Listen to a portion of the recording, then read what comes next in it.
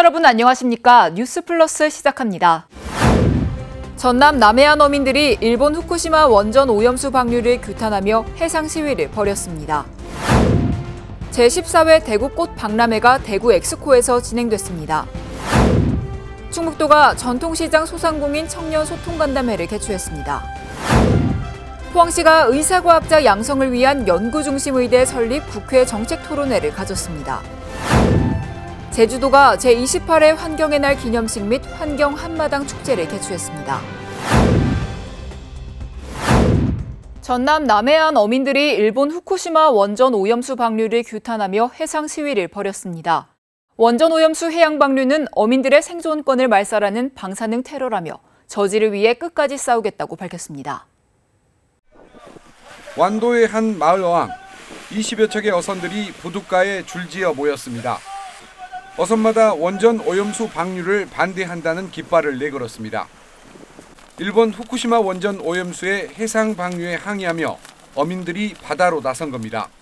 어민들은 일본의 방사성 오염수 해양 방류는 삶의 터전인 바다를 말살하는 방사능 테러라고 규정했습니다. 이는 국제법이 정한 해양 생태계 보존 의무를 위반한 것은 물론 태평양을 둘러싼 국가들의 안전과 환경을 위협하는 폭력이라고 반발했습니다. 안전과 수산물에 대해서도 기피 현상이 심화될 가능성이 높습니다. 결과적으로 우리 수산물 시장은 직격탄을 맞을 것입니다. 우리 정부의 대응도 강하게 비난했습니다.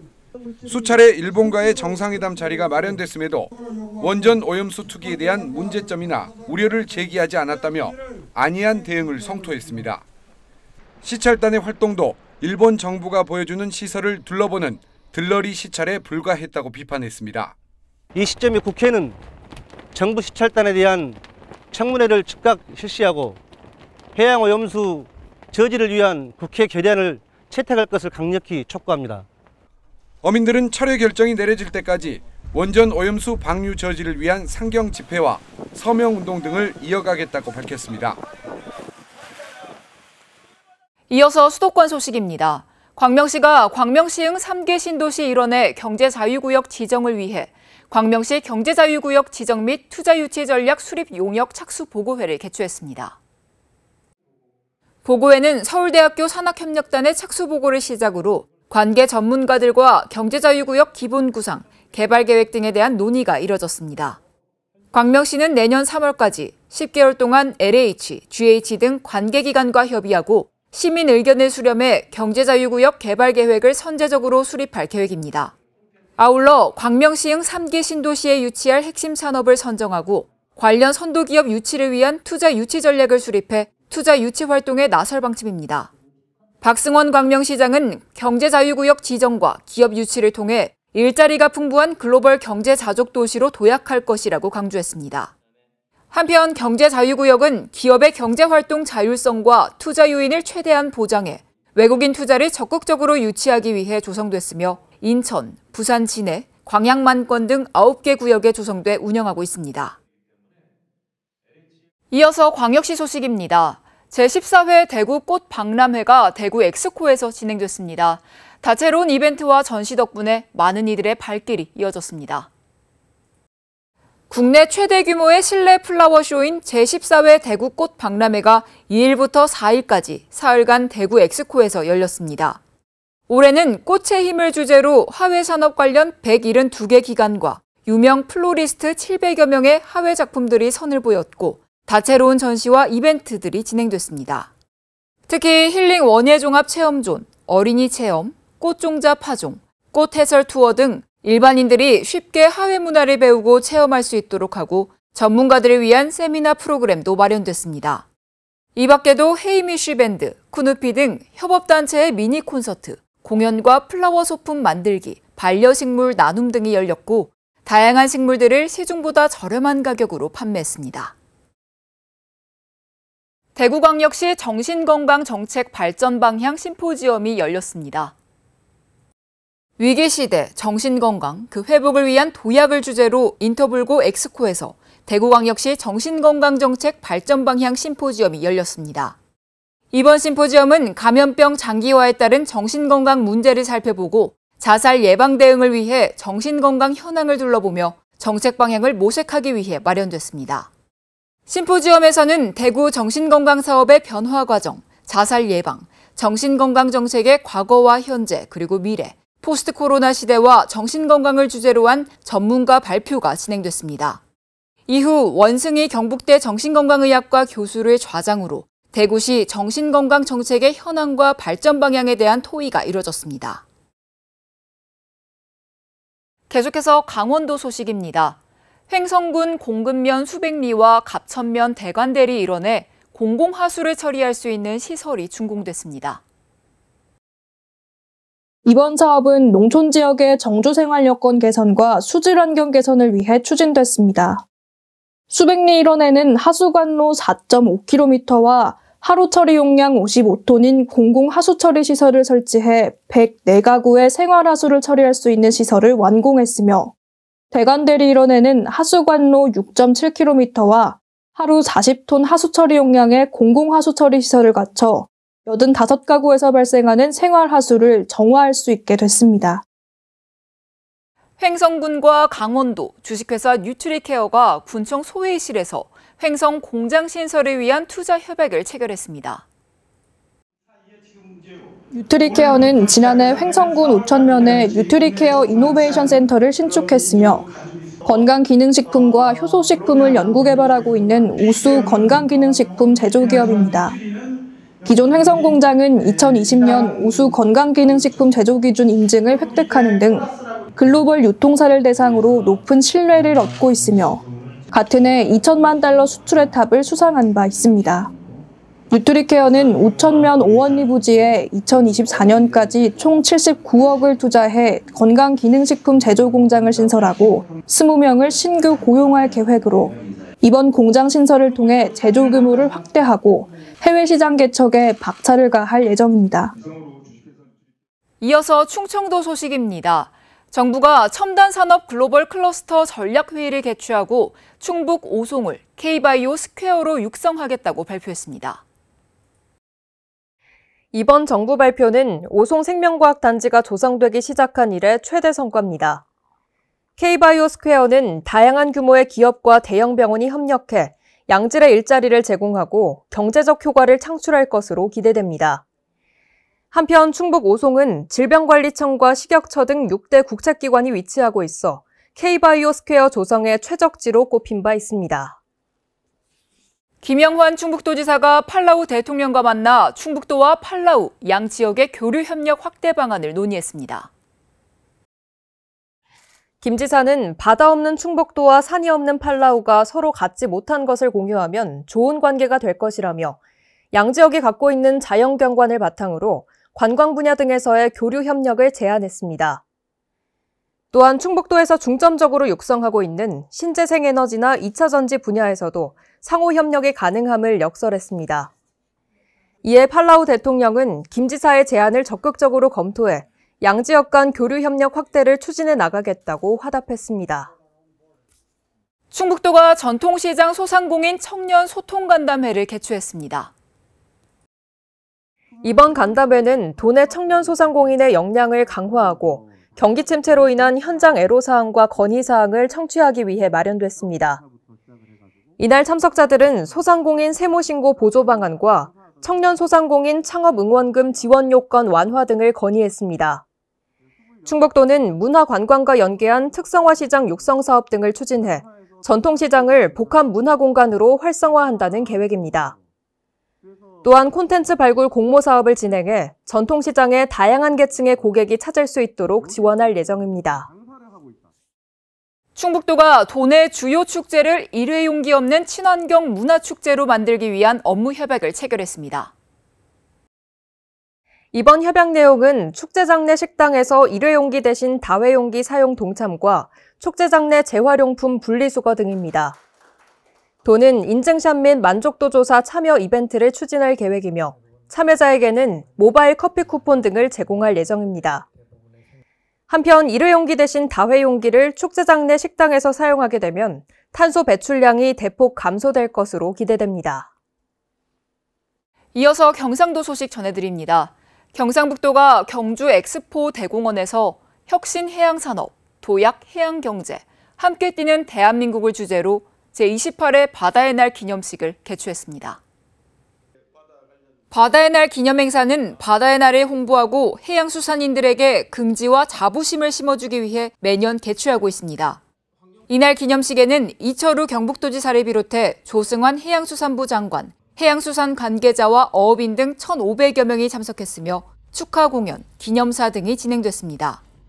해양수산업 발전에 기여한 유공자 포상 수여식에서 6명이 수상했으며 경북에서는 경주시 수산업 경영인 연합회 권정훈 전 회장이 대통령 표창을 받았습니다. 아울러 올해는 2023 대한민국 해양수산 엑스포 개최를 통해 해양수산 체험관 운영, 수산물 시식 행사 등 다양한 즐길거리도 마련했습니다. 포항시가 연구중심 의과대학 설립을 위해 국회 토론회를 가졌습니다. 이날 토론회는 의사과학자 양성 필요성에 공감대를 형성하는 공론의 장이 됐습니다. 포항시와 경북도, 포스텍 등은 24일 국회의원회관에서 의사과학자 양성을 위한 연구중심의대 설립 국회 정책토론회를 가졌습니다. 토론회에는 의학교육 전문가, 포스텍 연구중심의대 설립 추진위원 등이 참석했습니다.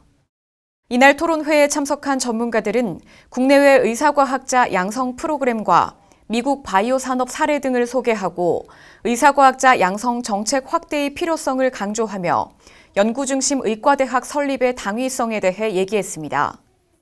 이후 패널 토론에서는 연구중심 의대 설립 및 의사과학자 양성 방안과 의사과학자 지원 사업 등에 대한 전문가들의 열띤 논의가 이어졌습니다.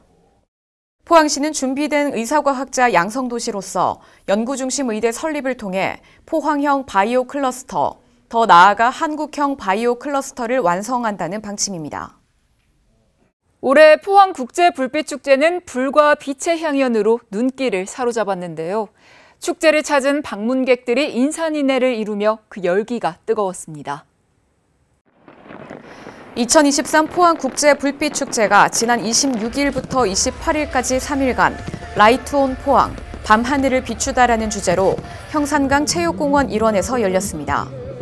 포항국제불빛축제는 국내 3대 불꽃축제로 손꼽히며 시는 이번 축제에서 글로벌 해양 관광도시 포항의 상징성을 부각하도록 우리 도시의 정체성인 불과 빛을 활용한 풍성한 콘텐츠를 선보였습니다. 필리핀과 스웨덴 등이 참여한 역대 최대 규모의 국제 불꽃쇼는 물론 우리나라 한화팀의 그랜드 피날레, 시민 디자인 불꽃쇼 등이 방문객들의 눈길을 사로잡았습니다. 또 한국 최대 규모 대형 오브제와 함께 시민들이 직접 참여한 공연형 행진, 포항 거리 퍼레이드가 펼쳐져 관람객들의 큰 호응을 얻기도 했습니다. 이외에도 불빛 라디오를 비롯해 먹거리 장터와 불빛 테마존, 체험 판매존 등 여러 부대 행사가 마련됐고 다양한 볼거리와 먹거리, 즐길거리가 관광객들의 오감을 만족시키며 올해 불빛축제가 성황리에 막을 내렸습니다. 계속해서 광주 전담 소식 전해드립니다. 지난 1일 광주 지하철 2호선 공사 현장에서 상수도관이 파열되는 사고가 있었는데요. 거대한 물기둥이 솟구치면서 인근에 있던 상가까지 물이 흘러넘쳐 전기가 끊기는 등 피해가 잇따랐습니다. 천장이 푹 내려앉았습니다. 물바지 양동이까지 등장했습니다. 전기가 끊겨 장사는 엄두도 못 내고 있습니다. 지금도 충격이 돼가지고 물 진짜 무섭네. 광주 도시철도 2호선 공사 현장에서 상수도관이 파열되는 사고가 났습니다. 무려 40여 분간 물기둥이 솟구치면서 인근 상가 대6곳이 큰 피해를 입었습니다. 사고 현장 인근의 한 약국은 유리에 금이 가고 바닥에 쌓아뒀던 약품은 모두 젖어 못 쓰게 됐습니다. 거센 물길에 아스팔트 조각이 날아오면서 가게 전면이 긁혔습니다. 물하고 같이 아스팔트 파편이 날라와가지고요. 유리창을 여러 번 상처를 입혔어요. 그래서 유리창도 저는 깨진 줄 알고 너무너무 놀랐어요. 광주시의 대처는 미온적입니다. 현장 방문은 고사하고 피해가 접수되면 절차에 맞춰 보상하겠다는 방침입니다. 서로 아주 책임을 떠밀어요. 그러니까 우리 상인들만 지금 이렇게 멍하니 어디다 책임을 줘야 되나, 어떻게 보상을 받아야 되나. 사고는 8시간 만에 복구됐지만 흐린 물이 나온다는 민원은 잇따르고 있습니다. 지난해 1월부터 현재까지 광주 도시철도 2호선 공사 현장에서 발생한 상수도관 파열 사고는 모두 16건에 달합니다. 현대자동차와 기아가 속속 전기차 전용 공장 신설을 발표했지만 미래차 선도도시를 표방하는 광주의 미래차 전환은 아직 속도가 더딥니다. 후발주자로 전락하지 않기 위한 투자 유치와 지원이 필요해 보입니다. 지난 4월 경기도 화성에 연간 15만 대 생산 규모의 전기차 전용 공장을 착공한 기아. 지난달에는 현대차가 울산에 전기차 전용 공장을 신설하겠다고 발표했습니다. 이에 비해 자동차 산업 중심의 생태계를 갖춘 광주의 미래차 생산 전환 속도는 더디기만 합니다. 기아 광주 공장은 아직 전용 모델과 전용 생산 라인 없이 내연기관차가 주축이 되는 소울과 봉고의 전기차 모델을 내연기관차 생산 라인에서 함께 생산하고 있는 실정입니다. 현대 캐스퍼를 위탁 생산하는 광주 글로벌 모터스도 올해 전기차 생산 라인을 구축해 내년 하반기부터 본격 양산할 계획입니다. 하지만 화성이나 울산처럼 전용 공장이 아니다 보니 생산 수준에서 한계를 보일 수밖에 없습니다. 정의로운 전환이 될 수 있도록 국가가 적극적으로 인센티브를 부여하고 이를 촉진시킬 수 있도록 지원하는 게 대단히 중요합니다. 그런 점에서 우리 광주시와 정부가 협력해서 기아차의 전기차 전환을 서두를 수 있도록 노력하겠습니다. 자동차 산업 중심의 생태계를 가진 광주가 친환경 미래차 전환의 후발주자가 되지 않도록 미래차 선도도시의 이름에 걸맞는 투자 유치와 지원이 필요합니다. 한 40대 남성이 분실물인 흰 봉투를 찾기 위해 지구대를 찾았다가 경찰에 붙잡혔습니다. 이 남성이 잃어버린 흰 봉투 속에는 바로 마약이 들어있었기 때문인데요. 마약을 찾겠다고 제 발로 지구대까지 갔다가 체포된 겁니다. 짐을 가득 짊어진 한 남성이 택시를 타고 사라집니다. 남성이 떠난 자리에 남겨진 건 의문의 흰 봉투 2개. 행인이 주워 경찰에 신고한 지 40분 만에 40대 남성 A씨가 급히 지구대를 찾았습니다. 머물렀던 모텔을 방문해 흰 봉투의 행방을 확인하자마자 달려온 겁니다. 휴지에 여러 겹 쌓여있던 흰 가루를 수상히 여긴 경찰이 용도를 묻자 A씨는 처음엔 붕산이라고 했다가 말을 바꾸는 등 횡설수설했습니다.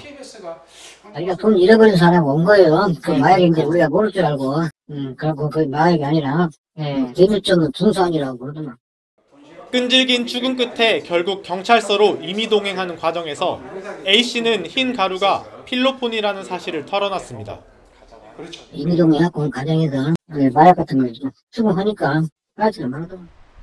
A씨에 대한 마약 검사에서도 양성 반응이 나왔습니다.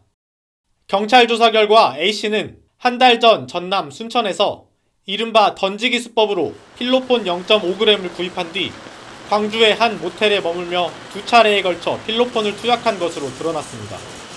경찰은 A씨를 마약류관리법 위반 혐의로 입건해 정확한 경위를 조사하고 있습니다. 여수시가 재난대응 역량 강화를 위한 2023년 재난대응 안전항공훈련을 실시했습니다. 이번 재난대응 안전항공훈련은 국가산단에서 발생할 수 있는 고압설비 화재, 폭발과 유해 화학물질 유출 사고를 대비해 관계기관별 현장 대응 체계를 확립하기 위해 진행됐습니다. GS 칼텍스 공장에서 현장 훈련이 시작돼 여수시 재난현장 통합지원본부를 중심으로 13개 관계기관과 7개 기업, 4개 병원, 안전단체 등이 참여해 실제 재난 발생에 대응하는 훈련으로 진행됐습니다. 여수시 민선 8기 공약 사업인 반려견 놀이터가 미평공원에서 문을 열었습니다. 반려동물 놀이터는 미평공원 내 약 130평 규모로 조성돼 천연잔디와 울타리, 놀이기구, 견주 쉼터, 반려견 음수대 등을 갖췄습니다. 운영 시간은 오전 10시부터 오후 5시까지로 놀이터 이용은 전국 반려견인 누구나 이용할 수 있으며 반려견은 반려동물 등록을 완료해야 합니다. 여수시가 시청 상황실에서 안전하고 아름다운 여수 만들기 협의회 회의를 개최했습니다. 이날 위원들은 여수시 안전관리망을 더욱 강화해야 함에 깊이 공감하고 유관기관 간 유기적 협업 체계를 구축해 나가기로 뜻을 모았습니다. 한편 안전하고 아름다운 여수 만들기 협의회는 시민들이 안심하고 생활할 수 있는 사회를 만들기 위해 지역사회 안전 관련 정책을 논의하는 기구로 2013년에 구성됐습니다. 특별자치도 소식입니다. 제주도가 애월읍 금성천에서 청정 제주를 만드는데 공직사회가 앞장서도록 플로깅 캠페인을 시작했습니다. 이날 행사는 오영훈 지사를 비롯한 제주도청 공직자 등이 참여해 금성천 하류 일대를 걸으며 쓰레기를 줍고 하천 환경을 지키는 자원봉사를 진행했습니다. 무분별하게 버려진 쓰레기는 수중 생태를 파괴할 수 있어 금성천 구석구석을 살피며 쓰레기를 주었고 이날 폐플라스틱, 페트병 등 650kg에 이르는 쓰레기를 수거했습니다. 한편 금성천 일대에는 문화재 등이 있어 제주 하천의 가치와 유산에 대한 인식을 높이는 계기가 됐으며 앞으로도 플로깅 캠페인을 꾸준히 이어나갈 방침입니다. 제28회 환경의 날 기념식 및 환경 한마당 축제가 제주 수운근린공원과 청소년의 거리 일대에서 개최됐습니다. 제주도는 청정 환경을 미래 세대에 물려주고 사람과 자연이 공존하는 지속 가능한 제주를 만들어가기 위해 노력하고 있습니다. 제주 환경 함께 그리다, 플라스틱 걱정 없는 제주라는 주제로 열린 이번 기념식은 문화 공연, 개회사, 환경보전 유공자 시상 등으로 진행됐습니다. 기념식에는 오형훈 지사, 김경학 제주도의회 의장, 도민, 환경단체 회원 등 만여 명이 참여했습니다. 특히 제주가 환경교육도시에 지정될 수 있도록 민관의 적극적인 협력 의지를 밝히는 제주 환경교육도시 선언식도 진행했습니다. 오영훈 지사는 2040년까지 플라스틱 제로 사회를 만들겠다는 약속이 차질 없이 이행되도록 다양한 환경 사업을 펼쳐나가겠다고 강조했습니다. 암에 걸렸거나 걸렸던 사람이 하루 30분을 걷거나 요가를 하면 암의 재발 위험을 줄일 수 있다는 연구 결과가 나왔습니다. 규칙적으로 걷거나 요가를 하면 신체의 피로도가 줄어들어 염증 수치가 낮아졌는데요. 암 생존 연구 분야의 권위자인 멜리사 호드슨 박사도 이제 암 환자들에게도 되도록 빨리 운동을 시작해야 한다는 의견을 갖고 있다고 밝혔습니다. 뉴스 마칩니다. 시청해주신 여러분 고맙습니다.